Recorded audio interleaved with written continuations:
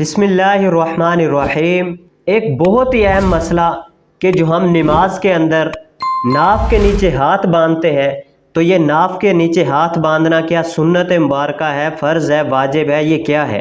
اور یہ کیا حضور اکرم صلی اللہ علیہ وآلہ وسلم سے ثابت بھی ہے یا نہیں ہے؟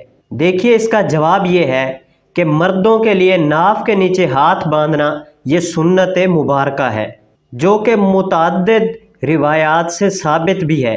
جس طرح امام بخاری علیہ رحمہ کے استاد محترم حافظ ابو بکر بن ابی شیبہ رحمۃ اللہ علیہ اپنی کتاب مصنف ابن ابی شیبہ کے اندر یہ روایت لاتے ہیں کہ حضرت وائل بن حجر رضی اللہ تعالیٰ عنہ اپنے والد سے یہ روایت کرتے ہیں، میں نے نبی اکرم صلی اللہ علیہ وآلہ وسلم کو دیکھا کہ آپ صلی اللہ علیہ وآلہ وسلم نے اپنا دایاں ہاتھ بائیں ہاتھ کے اوپر ناف کے نیچے رکھا تھا، اور یہ حدیث پاک مصنف ابن ابی شیبہ کے اندر موجود ہے۔